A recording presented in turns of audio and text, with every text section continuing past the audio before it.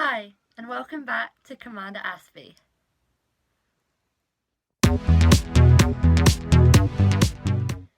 So, happy World Autism Acceptance Week, or Autism Awareness Week. So for today's video, I thought I'd talk a little bit about what is my autism, and what are 5 things I experience as someone on the spectrum. So, in a sentence, autism is a neurodevelopmental condition which affects how we interact with and perceive the world, how we understand the world around us. But I thought today, rather than giving a whole video about what is autism in a very scientific kind of approach, I would give you 5 things I experience as someone on the spectrum and talk about my autism. As everyone on the spectrum is different, the list of traits of autism is so long that everyone probably experiences a mix of different traits. So I thought I'd focus on my experience. So, enough rambling. First thing, sensory overload, but also understimulation. So everyone, I think, has an understanding, if they know what autism is, of sensory overload, which I do experience. But a lot of people don't also understand that for some autistic people, we also have sensory difficulties because we're not receiving enough sensory stimulation, which is why I have a very large collection of fidget toys and sensory toys. So I have tangles, these are just a couple of my favourites, as well as my chewy gems, which are chew toys, which the word chew toys is probably a bit weird. But yeah, so it's sensory overload, but also sensory understimulation.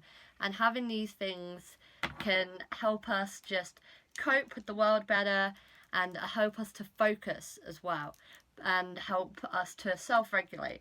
And I do also stim.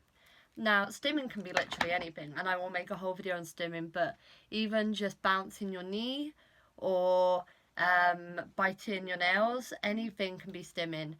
But I do also, on occasions, do more extreme versions of stimming. If I'm really happy, I might flap or jump around. So sensory experience is a big part of my autism. So the next thing is number 2, routine and change. I have, for as long as I remember, hated change. Now, I know change can be overwhelming for all of us, but even the smallest change in a plan can really, really make my day difficult. And I've gotten better at this, but when I was younger, even just a change in where we were having lunch on a day out or what time we were leaving could lead to me having a meltdown. And for that reason, routine can also be extremely important to us. I know at the moment the biggest thing I'm struggling with lockdown is lack of routine because I don't know what I'm supposed to be doing. So for me, a big thing I'm working on is making a routine for myself. And I really enjoy routine, but also this reliance on routine does mean that if the routine is disrupted, I really struggle. So, number 3. I didn't really know how to word this one: social literacy, social understanding. Now, this can mean lots of different things. For me, it's a lot about social cues and also not really noticing when I've said something that maybe isn't the right way to say it. Kind of intending something to be a compliment, but the way I've said it doesn't really sound like that, being very blunt, not having much of a social filter, but also struggling to pick up on the cues of others when people are subtly trying to get me to change topic, when someone is also maybe being sarcastic. So just understanding the ways in which communication isn't literal, and this can mean also turns of phrase. Obviously, when I was younger, the more common ones were taught to me, but when I encounter new things, it can really confuse me.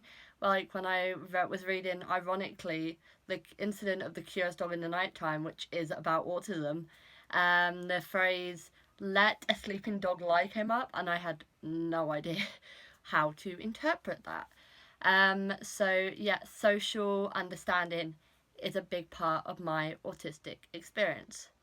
Number 4 is something that I made my last video about, which is obsessive or special interests. I am a very obsessive person. I'm a collector, and if I'm interested in something, it is my whole life at that point in time, basically. It can be something that lasts a long time, or it can be something that continues, but for a certain period of time, I can say that kind of took over my brain. I mentioned a couple of these, but yes, Winnie the Pooh, and also quite a common one in our community, Lego. I actually have new Lego coming soon, so yay. But yes, interests, for some autistic people, interests can be beyond interests. They can become the main thing our brain focuses on, and also the way in which I myself interact with my special interests is sometimes quite different from how my neurotypical friends do. I don't just watch a show, I want to learn everything about it. I don't just want to build one Lego set, I want to collect them and I want to find out about all the new ones. So it becomes a lot more of a big part of my life, basically. That was a very rambly way of saying that. And number 5 is recognizing our own emotions. So I've mentioned social understanding, and this can also be a part of that, in the sense of I can sometimes struggle to tell whether my mum is annoyed at me or tired. But it also relates to myself. I might not be able to tell that I'm stressed or tired until I get to the point of meltdown. Or I might know I don't feel good, but recognizing what the not good feeling is can be quite hard. So that it's not just understanding other people's emotions that can be tricky.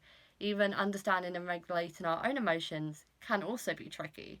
And I think that this is something that isn't as widely known about with autism. So those are my 5 things that I experience as an autistic person. If you want, maybe give me your 5 things in the comments. Interact with me, that would be great. And I hope you have a lovely World Autism Acceptance Week. And keep an eye on all the exciting stuff being talked about online and get involved. So, thank you for watching this very quick video. I thought I'd just give a quick welcome to the World Autism Acceptance Week video, and I will see you soon. Bye!